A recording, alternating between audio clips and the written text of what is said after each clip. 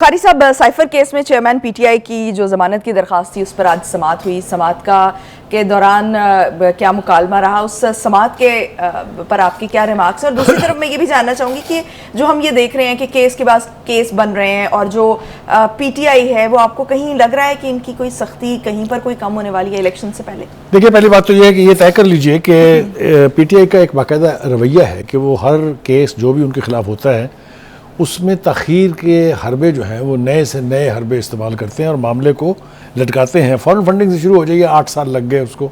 کبھی ان کے پاس وکیل نہیں تھا، کبھی انہوں نے وکیل تبدیل کر لیا، کبھی انہوں نے جج پہ اعتراض کیا، کبھی وہ آئے نہیں، کبھی انہوں نے بائیکاٹ کر دیا. 8 سال ہو گئے. Tosha Khana case open and shut case تھا، سب کو پتہ ہے اس کے اندر کیا ہے. 1 سال سے زیادہ اس کو ہو گیا ہے. ٹیرن خان کیس ابھی تو نکرے لگا ہوا ہے لیکن بہرحال وہ بھی ایک عرصے سے چل رہا ہے.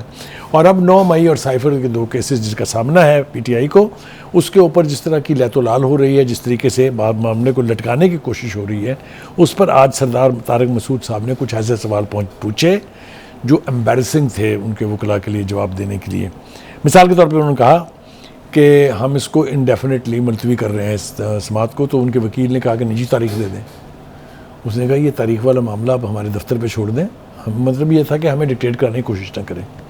پھر انہوں نے کہا کہ جی آپ کی یہ گفتگو سن کے صحافی بھی کہیں گے کہ جی پتہ نہیں عدلیہ نے عدالت نے کیوں جو ہے وہ نوٹس نہیں دیا ہے. پھر انہوں نے کہا کہ جی آپ نے اس کیس کو چلانے میں 1 سال لگا دیا پورا. اب آپ بہانے ڈھونڈ رہے ہیں اس کو مزید زیادہ تاخیر سے دوچار کرنے کا. تو میں سمجھتا ہوں کہ یہ جو ان کی اسپیشلائزیشن ہے اس سے کسی کا نقصان نہیں ہو رہا، خود ان کا اپنا نقصان ہو رہا ہے. کیونکہ جو تاخیر ہوتی جا رہی ہے، آپ نے دیکھ لیا نا کہ جس معاملوں میں تاخیر ہوئی ہے وہ معاملے پھر واپس back on to their faces آئے نا. یہ جتنا مرضی آپ فارن فنڈنگ سے جان بچا لیں لیکن آپ نے بھگتنا تو ہے. سیم از توشہ خانہ. تو آج کا جو یہ تھا اس کے اندر ان کے وکلاء نے اور بہت ساری باتیں بھی کی ہیں، جس میں ایک تو انہوں نے کہا کہ دیکھیے جی یہ جو حکومت ہے یا جو اس وقت مخالفین ہیں وہ کس طرح سے کیس کو الجھا رہے ہیں. پہلے جو ہے وہ ایک مقدمہ درج ہوا کہ اعظم خان صاحب جو ہے ان کو اغوا کر لیا گیا ہے. پھر اچانک اعظم خان صاحب کا 164 کا بیان سامنے آ جاتا ہے. پھر اچانک وہ وعدہ معاف گواہ بن جاتے ہیں. اب انہوں نے اس کے اوپر سردار طارق صاحب نے کہا کہ اگر تو آپ اسی طریقے سے اس کیس کو چلائیں گے تو پھر یہی ہوگا اور اسی طرح سے تاخیر ہوتی رہے گی.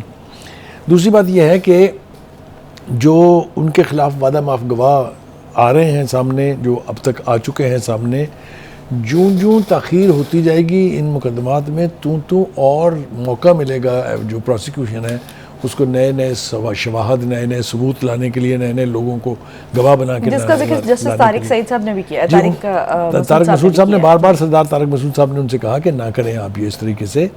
لیکن بہرحال اس کے باوجود کہ انہوں نے بہت انسسٹ کیا، انہوں نے اس مقدمے کی اگلی تاریخ کب ہوگی یہ ان کو نہیں بتایا ہے. دوسری طرف یہ دیکھیے آپ کے جو ان کے وکیل ہیں انہوں نے بھی بار اصرار کیا. وہ بھی تو سمجھتے ہیں نا کہ جی عدالتیں شاید وہی ہیں ابھی جو پہلے ہوتی تھی کہ جو کہہ دیا وہ اس کے اوپر اسی طریقے سے ریلیف لیا، بغل میں دبایا، باہر نکل گئے. اب وہ نہیں ہو رہا.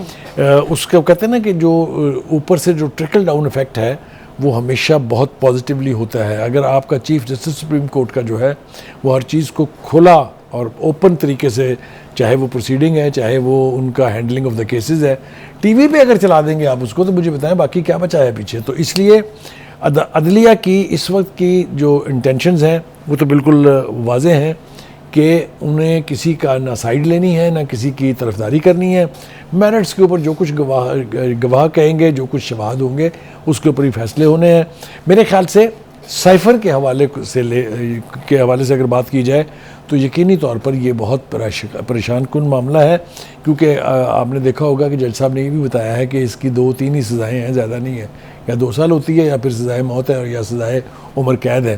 تو پریشانی تو ہمیں سمجھ میں آتی ہے. یقینی طور پہ خان صاحب بھی پریشان ہوں گے، ان کے فیملی والے، پارٹی والے بھی پریشان ہوں گے، اور ان کے وکلاء بھی پریشان ہیں. کیونکہ وہ کوئی کیس ہارنا تو چاہتے نہیں، اس کا تو وہ عادت نہیں ہے نا انہیں. تو یہ مشکلات میرے خیال سے ان کی بڑھتی جا رہی ہیں، بڑھتی جائیں گی اور کم ہوتی بھی آپ کو نظر نہیں آ رہی ہیں. ٹھیک ہے بخاری صاحب. ناظرین ایک بریک پہ جائیں گے، بریک سے واپس آئیں گے اور نیکسٹ ٹاپک کی طرف بڑھیں گے. Stay tuned.